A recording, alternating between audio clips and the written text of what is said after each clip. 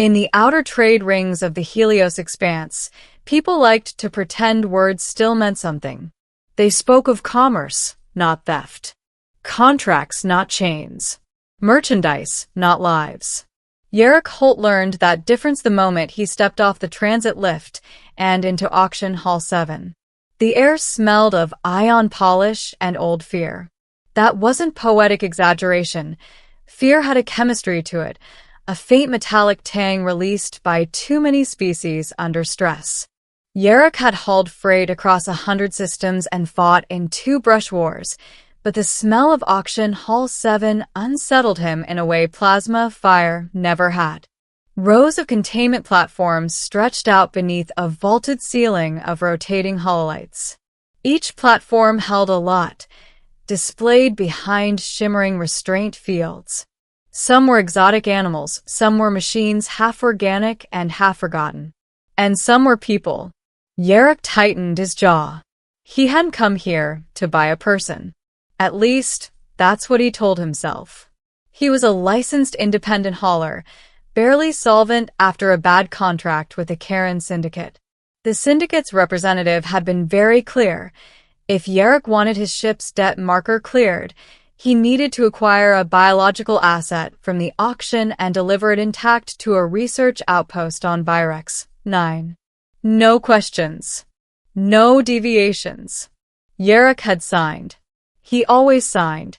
That was how men like him survived. He scanned the platforms, ignoring the rising murmur of bidders. His ocular implant flagged items in his assigned price bracket.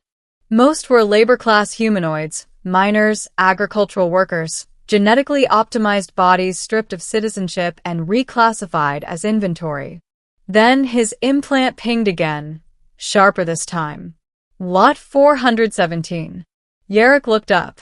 She stood alone on her platform, wrists encircled by restraint bands, posture rigid but unbroken.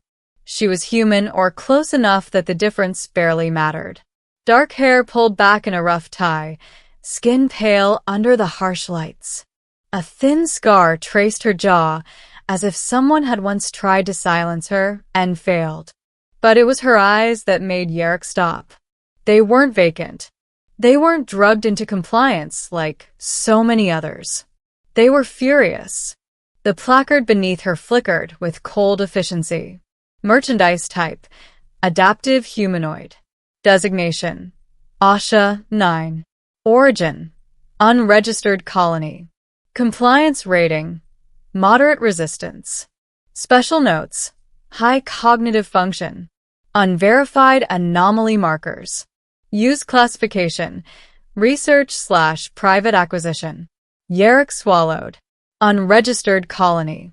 That usually meant erased records, corporate cleansing, or planetary abandonment. People who fell through the cracks of interstellar law until someone decided they were worth more as property. Asha 9 met his gaze across the hall. For a moment, the noise faded. No auctioneer. No bidders. Just the two of them, separated by light and lies. Her lips moved. He didn't need the implant's lip-reading software to understand. Don't. Yerrick looked away. The auctioneer's voice boomed, amplified and cheerful. Lot 417 now open. Adaptive humanoid, prime condition, minimal augmentation. Excellent return potential for discerning buyers. Bids began immediately. Yerrick tried to focus on his assignment. His target was Lot 389, a docile labor clone with no resistance flags. Cheap. Easy. Anonymous. So, why couldn't he stop listening to the numbers climbing on Asha 9? He told himself it was curiosity. Or anger. Or guilt he couldn't afford. Then the auctioneer added, note to bidders, subject exhibits unique neural signatures. Preliminary scans suggest latent interface capability with pre-collapse technology. The room shifted. That kind of capability was rare. Dangerous. Profitable. Bids doubled. Asha 9's jaw tightened. She lifted her chin, defiance sharpening her features, but Yerrick saw the calculation behind her eyes. She knew what that meant. Knew the kind of people who would want her now. He felt something twist in his chest. The Karen Syndicate didn't want her specifically. They wanted any asset. But whoever won Lot 417 wouldn't be delivering her to a research outpost. They'd be tearing her apart piece by piece, looking for whatever anomalies she carried. Jarek's hand hovered over his bidding console. Don't, he told himself again. He wasn't a hero. He was tired. He was broke. He was alive because he didn't interfere. The current bid flashed across the display. One more increment, and she'd be out of his range. Asha 9's eyes flicked toward the bidder's gallery, then impossibly back to him. She shook her head once. It was a warning. Yerrick exhaled, slow and shaky. Then he pressed the bid button. The hall went quiet. The auctioneer blinked. Unexpected bid from independent hauler Yerrick Holt. New high offer registered. A ripple of amusement passed through the crowd. Small-time operators didn't usually compete for high-value anomalies. Another bidder countered immediately. Yerrick matched it. Again and again. Each increment burned through credits he didn't have, pushing his debt deeper, louder, more final. His implant screamed warnings. Financial ruin. Contract breach. Syndicate retaliation probabilities spiking. He ignored them all. At last, silence fell. The auctioneer raised his gavel. Sold. Lot 417 to Yerrick Holt. The sound echoed like a gunshot. Asha 9 closed her eyes. Yerrick wasn't sure whether that meant relief or despair. The holding corridor was narrow and deliberately uncomfortable. The Syndicate designed their facilities to discourage lingering humanity. 2 guards escorted Yerrick to the transfer bay. Asha 9 walked between them, restraint field humming softly around her. Up close, she looked thinner than the display suggested. Older, too, despite records listing her age at 23 standard cycles. Trauma aged people faster than time. One guard smirked. Didn't expect someone like you to take a gamble on that one. Yerrick kept his voice neutral. She meets my contract parameters. The guard laughed. Sure she does.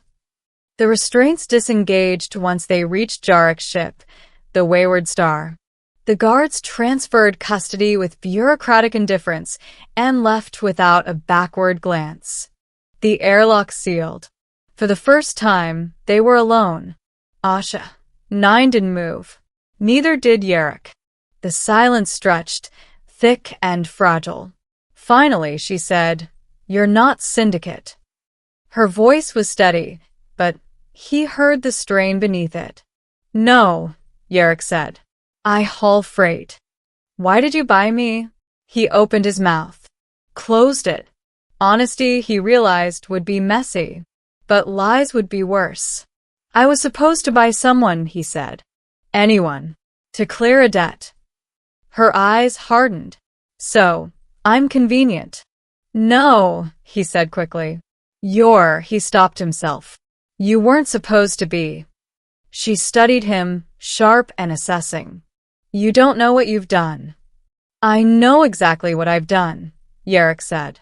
And I know what would have happened if I didn't. Asha 9's gaze flicked to the bulkhead, to the stars beyond. They would have dissected me. Yes. They still might. Yes. Another silence. This one different. Not fear. Possibility. What's your name? She asked. Yerrick. She nodded once. My name is Asha. Just Asha. He smiled faintly. Figures. The Wayward Star slipped into hyperspace an hour later. Yerrick set the ship on manual lockdown, then leaned against the cockpit console, exhaustion settling into his bones. His implant pinged relentlessly with Syndicate alerts, warnings escalating toward threats. Asha stood behind him, unbound but wary. You could still turn me in, she said quietly. At the outpost.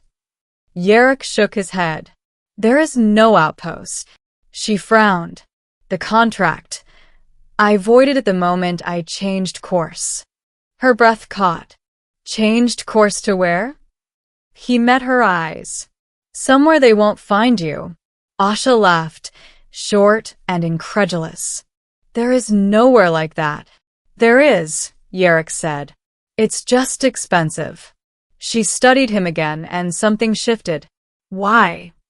The question was an accusation. It was confusion. Yerrick looked away, out at the swirling blue of hyperspace.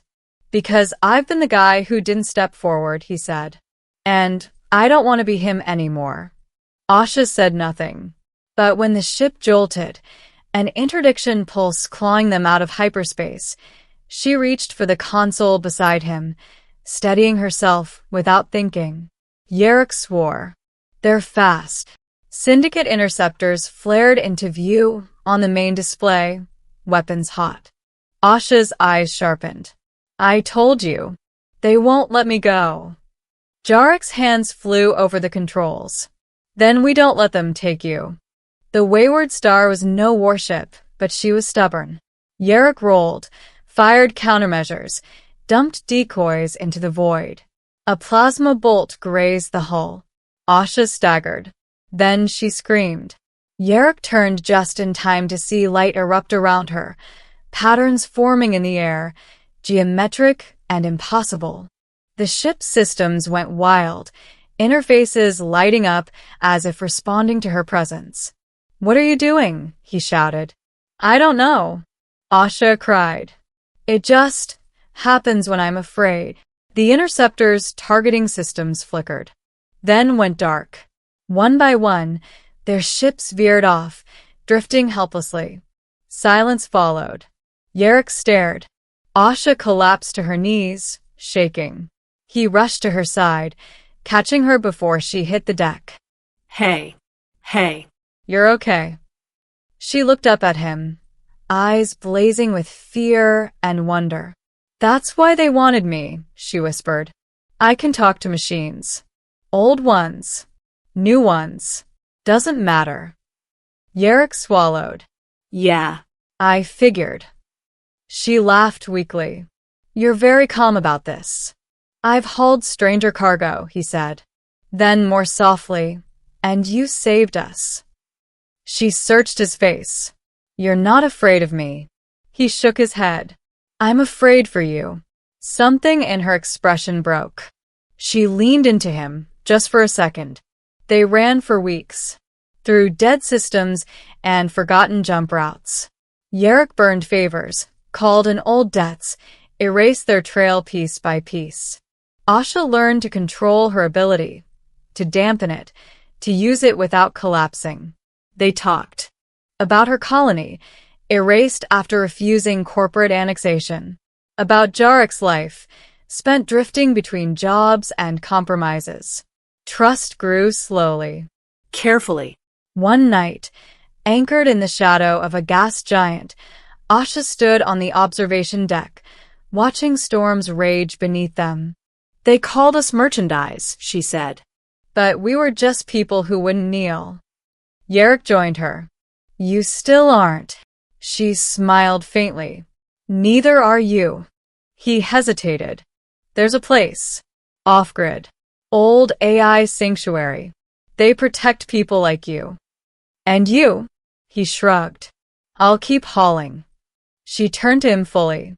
You could come with me. The offer hung between them.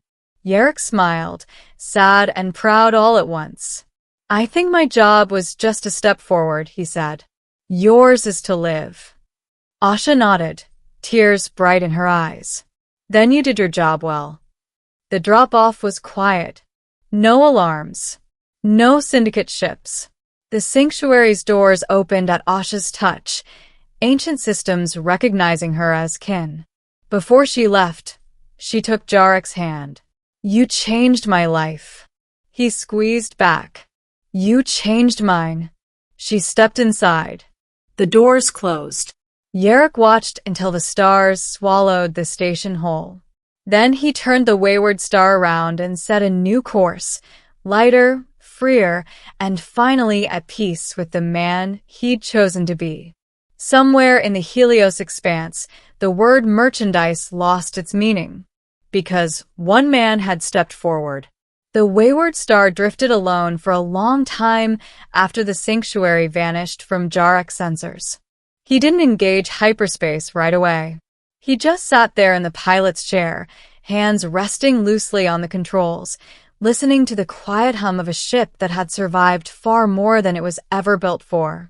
The observation window reflected his face back at him, older than when he'd entered Auction Hall 7, but clearer somehow, like a man who had finally stopped lying to himself.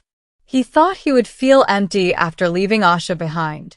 Instead, he felt steady. That surprised him. The syndicate didn't forget people. That was their most reliable trait. Within days, word spread through the underlanes. Yarrick Holt was marked. His credit lines froze. Docking permissions vanished. Old acquaintances stopped answering calls. Yarrick adapted. He always had. But this time, he didn't run blind. 3 weeks after the drop-off, a message slipped through his firewalls, encrypted, ancient, almost poetic in its construction. Wayward Star, you are seen. Yarrick stared at the display. Then, the next line appeared. You stepped forward. The machines remember. His breath caught. The coordinates followed. He should have ignored them. Instead, he smiled and changed course. The system didn't exist on any modern star map. Its sun was old, dim, wrapped in a shell of megastructures so ancient their creators were legends even to the machines that maintained them. Autonomous stations bloomed like metal flowers along invisible orbits, their designs echoing civilizations long gone. As the wayward star approached, systems lit up without his input. Shields harmonized. Engines stabilized. Damage he hadn't repaired, yet simply sealed. Yarrick laughed quietly. Guess I brought the right passenger once. The docking bay opened. Asha stood waiting. She looked different. Stronger. Healthier. Her hair was loose now, her posture relaxed in a way it had never been aboard his ship. But her eyes, those were the same. Bright, sharp, alive. You weren't supposed to come back, she said, smiling. Yeah, Yarrick replied. I get that a lot.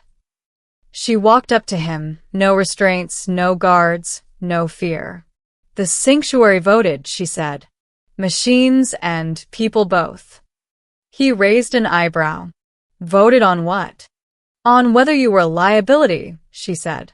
Or family. His throat tightened. And they opened the gates, Asha said softly. That only happens for people who change outcomes. Behind her, the station shifted, panels rearranging, lights warming, pathways unfolding like a living thing welcoming him home. Yarrick exhaled slowly. So, what now? Asha's smile widened. Now, we build something the syndicate can't own. The Helios expanse didn't change overnight. People were still bought and sold. Words were still twisted to excuse cruelty. Corporations still pretended ignorance was innocence. But stories spread faster than law. A hauler who outbid crime lords for a single woman. A piece of merchandise who shut down warships with her mind. A sanctuary that began intercepting auction transmissions and erasing them from the network entirely. Ships vanished from syndicate registries. Auction halls burned, sometimes literally, sometimes digitally, their records wiped clean by systems that suddenly remembered what they were built to protect. And when the syndicate finally traced it back to the wayward star, they sent everything they had. They never made it past the outer ring. Because Asha wasn't alone anymore. Neither was Yarrick. He stood on the observation deck weeks later, watching new arrivals dock, refugees, defectors, people who had once been classified as inventory and now walked freely under an open sky of metal and stars. Asha joined him, slipping her hand into his. You know, she said, they still call me an anomaly. Yarrick snorted. They always will. She looked up at him. But not merchandise. He squeezed her hand. Never that. Below them, the sanctuary's lights pulsed softly, alive with purpose. And far beyond its reach, auction halls grew quieter. Because somewhere in the Helios expanse, people remembered something simple and dangerous. All it took was one person to step forward. And everything could change.